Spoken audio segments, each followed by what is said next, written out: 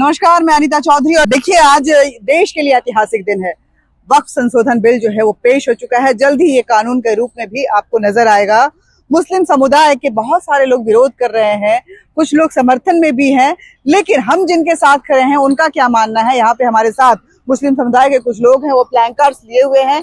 इन प्लैंकार्ड्स पे लिखा हुआ है वक्फ बोर्ड को कब्जा माफिया से मुक्त करने के लिए मोदी जी का ये शुक्रिया कर रहे हैं। शुक्रिया कर रहे हैं, क्यों कर रहे हैं? क्योंकि बहुत सारे लोग तो काले पट्टे बांधकर ईद मना रहे हैं और आप शुक्रिया कर रहे हैं, ऐसी क्या बात है? ये तो आपके हित का बिल था और संशोधन पे आप शुक्रिया कर रहे हैं। हम मोदी जी का शुक्रिया अदा करने आए पार्लियामेंट के बाहर। मोदी जी अंदर पार्लियामेंट के लिए देश के मुसलमानों के लिए लड़ रहे हैं और वक्फ संशोधन बिल को पास कराने के लिए हमारा सहयोग, भारत के मुसलमान जो मोदी जी के साथ हैं वो बाहर भी खड़े हुए हैं मोदी जी के साथ, क्योंकि वो भारत के मुसलमानों के लिए एक अच्छा पैगाम है ये वक्फ संशोधन बिल।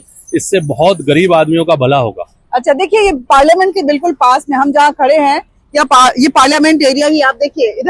इधर की जो बिल्डिंग है वो भी पार्लियामेंट की, इधर इस बिल्डिंग को देखिए पार्लियामेंट पे।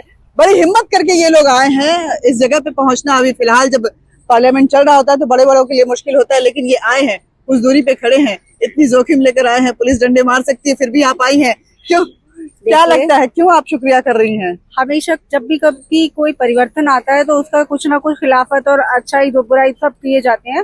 ये जो डिजिटलाइजेशन हो रहा है तो एक परिवर्तन है जिसके लिए हो सकता है कि मुस्लिम समुदाय को अभी उसको एक्सेप्ट करने में मुश्किल हो रही हो। काफी चीजें पॉजिटिव भी है और देखिए खासतौर से हम मुस्लिम महिलाएं हैं, 3 तलाक का भी आप जैसे कह रहे हो कि खिलाफत हो रही है, उसकी भी खिलाफत हुई, लेकिन मुस्लिम महिलाओं के लिए बढ़िया चीज थी ना, अच्छी चीज थी ना। अच्छा, आप उसे बढ़िया मानती हैं? बिल्कुल मानते हैं। बहुत सारे लोग तो बोलते हैं कि हमारे धर्म की चीजों में जबरदस्ती दखलंदाजी। तलाक बिद्दत वो जो था एक गलत चीज था, वो तो सब मानते हैं, लेकिन शुरुआत में तो खिलाफत हो रही थी ना, बाद में इसका लेडीज मानती हैं, मुस्लिम महिलाएं, कि बहुत अच्छा काम किया मोदी जी ने। उसी तरह से ये वक्फ बिल में भी देखिए महिलाओं के भागीदारी का मौका मिल रहा है।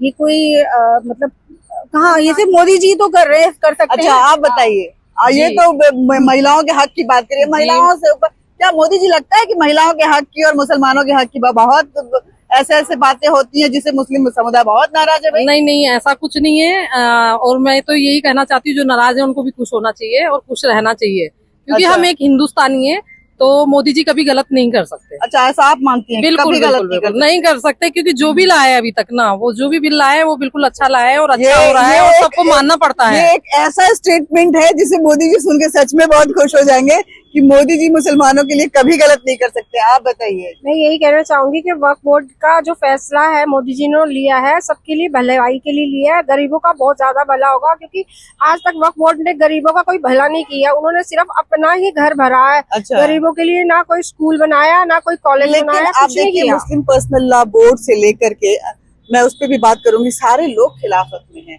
आप बताइए, ईद जैसे हर्षोल्लास के त्योहार को भी काले पट्टे बांधकर उन्होंने मनाया है। ऐसा है, जिन लोगों को नहीं पता कि हमारा नुकसान हो रहा है वही खिलाफत है। जिन लोगों को पता है कि हमारा नुकसान हो रहा है वो साथ देंगे मोदी जी का, इसलिए हम मोदी जी का साथ देने के लिए आए हैं। हम मुस्लिम महिलाएं, बहुत सारी मुस्लिम, ये मैं देख रही हूँ कि यहाँ पे पुरुष जो है माइनॉरिटी में है, बस 3 है, बाकी महिलाएं ही महिलाएं हैं। हम समर्थन में इन लोग के साथ है। अच्छा, हम इनके साथ। आप भी? हम इनके साथी हैं। साथी हैं जो मोदी जी करेंगे। आप बताइए भाई। मुस्लिम पर्सनल लॉ बोर्ड के अंदर जितने भी लोग हैं, उन्हीं लोगों के पास हजारों करोड़ रुपए की संपत्ति वक्फ की है। उन्हीं लोगों को परेशानी हो रही है जिनकी संपत्तियों की जांच होगी और वो डिजिटलाइज होगा, जो कंप्यूटर पे दिखेगा। जिस तरीके से हम लोगों के घरों का जो पता है कंप्यूटर पे आता है, इसी तरीके से मोदी जी वक्फ की संपत्ति का पता भी कंप्यूटर पे करना चाहते हैं। तो उसमें उन लोगों को क्या परेशानी है? ये एक भारत की मुहिम चल रही है ना, कहीं ना कहीं। आपको लगता है कि वक्त में भ्रष्टाचार है? देखिए ऐसा है, क्यों तकलीफ हो रही है? अगर सब कुछ सही है तो तकलीफ नहीं होनी चाहिए ना। आप कुछ भी कीजिए। हम भारत में रहने वाले नागरिक ही तो हैं, हिंदुस्तान में ही मुस्लिम कहते हैं, आप हक से बात करते हैं। तो अगर इसमें सब लोगों की न्यायपालिका साथ में आ रही तो इसमें कुछ गलत। पीछे भी कुछ लोग हैं, मैं सभी से बात करूंगी, क्योंकि क्यों समर्थन में है मेरे समझ में नहीं आ रहा है। ये समर्थन क्यों है जहाँ इतना विरोध चल रहा है? वॉकआउट कर रही है विपक्ष। इमरान मसूद बोल रहे हैं कि भैया हम तो राम भक्त हैं, हमको राम न्यास में रखो, हमारे वक्त में अगर हिंदुओं को रख रहे हो तो। लेकिन आप लोग समर्थन कर रहे हैं, क्यों? समर्थन इसलिए कर रहा है, इसमें वक्फ बोर्ड के जितने भी अफसर बैठते हैं या इनके पार्टी के, ये सब माफिया लोग हैं। इन्होंने जगह जगह वक्फ बोर्ड की जमीनें बेच रखी है और अपने कब्जे में करके अपने हाथ में वो दे रखी है। अच्छा, इसलिए अच्छी बात है कि ये वक्फ बिल समर्थन ये पास होना चाहिए। पास होना चाहिए। आपको लगता है कि सच में मुस्लिम समुदाय के लोग वक्त से त्रसित हैं, ऐसा कि आयोग ने कोई त्रस्त नहीं है मैम। त्रस्त वो लोग हैं जिन्होंने वक्फ बोर्ड के जो करता धरता रहे आज तक, उन्होंने अपनी मनमर्जी चलाई है। किसी भी गरीब आदमी को वक्फ की संपत्ति आज तक अगर मिली हो तो मुझे कहीं दिखाएं। सारे जितने भी हैं, कोई उद्योगपति होगा, कोई बिजनेसमैन होगा, उनको दी जाती है। उनमें रेंटिंग दिखाते हैं 1 रुपया का और करोड़ों रुपए बैकफुट से चले जाते हैं, उनके नाम वो जमीन हो जाती है। जो सच्चाई में उसका अधिकारी है, या वक्फ बोर्ड का मतलब क्या है, किसी गरीब परिवार की हेल्प करना। वक्फ में जो संपत्ति दान करते हैं लोग, वो इसलिए की जाती है कि गरीबों के काम आए। लेकिन कहाँ गरीब को मिली?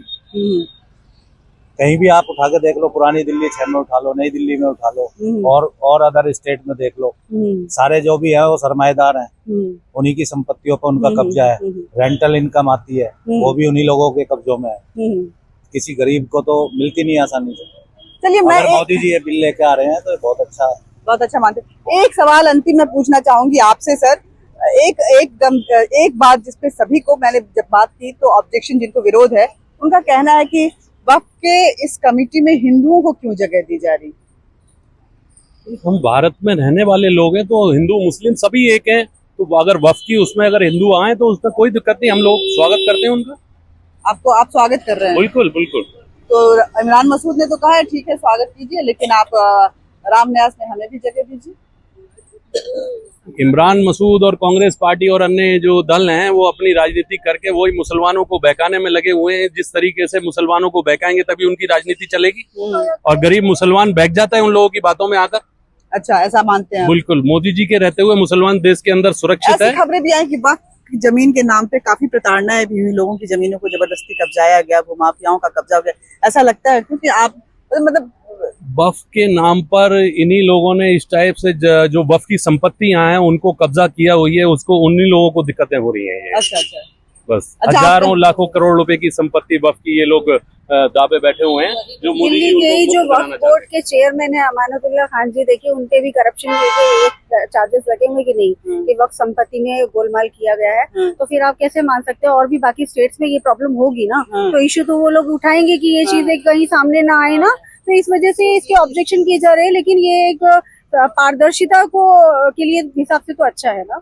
देखिए, ये मुस्लिम महिलाएं मान रही थी। एक वो दौर भी मुझे याद है जब ट्रिपल तलाक आया था, तो महिलाओं ने ही सबसे आगे आके, क्योंकि महिलाओं के हक की बात थी, तो उन्होंने समर्थन किया था। लेकिन ये वक्फ की जमीन पे अगर महिलाएं इस तरह से समर्थन दे रही हैं और उनको लग रहा है कि सरकार उनके हित में काम कर सकती है, तो ये कहीं ना कहीं मोदी सरकार के लिए शुभ संकेत है।